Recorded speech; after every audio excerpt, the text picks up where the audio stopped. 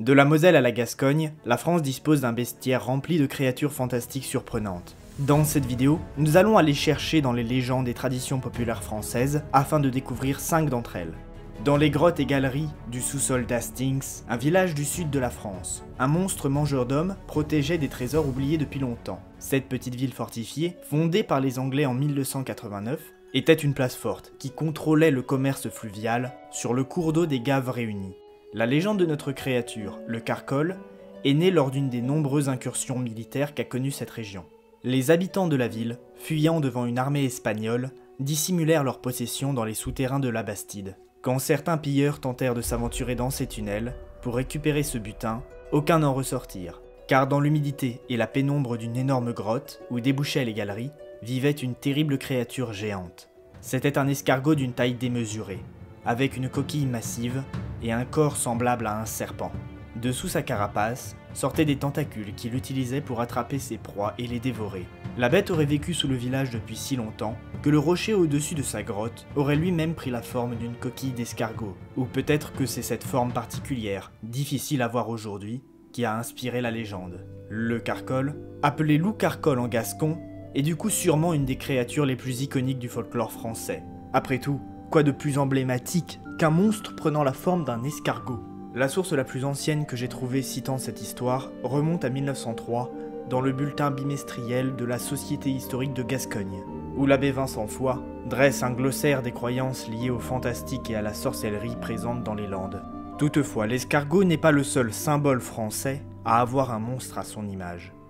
Né d'un œuf pondu d'une poule, fécondé par une couleuvre mâle, le Cocatrix est une bête fantastique bien connue. C'est un monstre hideux, une fusion mortelle entre un serpent et une volaille. Il a un corps et une queue de reptile, des pattes et une tête de coq, ainsi que 2 ailes ressemblant à celles d'un dragon. Selon les légendes du Berry, cette créature naissait sous la forme d'un long serpent. Mais si elle restait cachée aux yeux des humains pendant 7 ans, elle se mettait à grandir rapidement et développait des pattes et des ailes. Dans certains récits, on attribue au Cocatrix le pouvoir de tuer par son simple regard, chose qu'il peut faire dès l'éclosion de l'œuf. Cependant, malgré cette capacité, il avait des faiblesses notables. Le chant matinal du coq lui était fatal, et dans le monde animal, une créature lui résistait. Elle représentait une menace mortelle qui était utilisée pour l'éliminer. Cet animal, c'est la belette, utilisée pour chasser les serpents. Dans certaines régions, le regard tueur du monstre avait une condition. Il devait voir sa victime en premier, sans quoi c'était lui qui était foudroyé. Le Cocatrix est devenu un symbole apprécié dans l'héraldique médiévale. À Troyes, une ville du département de l'Aube, sa légende prend une nouvelle dimension. Le Cocatrix y joue le rôle traditionnel du dragon, une terrible bête qui terrorisait les habitants jusqu'à ce que l'évêque Saint-Loup ne la terrasse. La légende populaire relie cet exploit à celui d'un autre saint soroctone, c'est-à-dire tueur de dragons, celle de Saint-Hilaire de Poitiers, à qui l'on attribue parfois la victoire sur la Grande Goule. Le saint lui aurait apporté conseil, cependant il ne semble pas vraiment avoir vécu à la même époque. Le Cocatrix de Troyes a pris le surnom de Chair Salée, et son effigie fut longtemps portée dans les rues de la ville lors du défilé d'érogation. On connaît également le Cocatrix sous des noms proches, comme la cocadrille ou la caudrille. On peut utiliser pour en parler le féminin comme le masculin, les sources les plus anciennes utilisant le masculin. Depuis son apparition dans les bestiaires du XIIe siècle, il est fortement lié avec une autre créature partageant beaucoup de ses caractéristiques, le basilic. Mais ce monstre, bien présent dans le folklore français, possède des racines bien plus anciennes et moins locales. Bigorne et Chicheface sont un duo de monstres anthropophages qui ont connu un grand succès à partir du XIVe siècle dans l'imaginaire de l'Anjou et de la Normandie. Ces créatures ont été propagées dans ces régions par les facéties médiévales, des écrits au style satirique, parfois grossier, servant de divertissement populaire. Bigorne est une sorte de chimère, un monstre avec un corps et une tête de félin, un dos écailleux et une longue queue. Les nombreuses représentations d'époque de cette créature lui donnent un visage plutôt canin, voire anthropomorphique. Bigorne était un monstre terriblement obèse, toujours repu, car selon les facéties, il se nourrissait des hommes gentils, trop soumis à leurs femmes. Il ne rencontrait aucune difficulté à trouver sa nourriture, qui apparemment était très abondante à l'époque. On se moquait même du fait que certains maris préféraient volontiers se faire dévorer plutôt que de retourner chez eux et y faire face à leur épouse. Chicheface est l'opposé total de Bigorne. Elle ne se nourrit pas d'hommes, mais des femmes trop soumises pour tenir tête à leur mari. Malheureusement pour elle, là où son partenaire se nourrissait abondamment, elle ne trouvait jamais personne à dévorer. Elle était devenue tellement maigre que ses os lui perçaient presque la peau. Elle ressemblait à un loup-garou, une chienne errante avec des sabots à ses pattes arrière, de grands yeux brillants et de longues dents qui avaient bien poussé à cause de leur inutilité. Son teint maladif lui donnait l'apparence d'un cadavre ambulant. Toujours affamée, même lorsqu'elle trouvait une proie convenable, elle n'osait pas la manger, la gardant coincée dans sa gueule, parfois pendant des années, car qui pouvait savoir combien de siècles elle devrait attendre encore avant d'en retrouver une autre.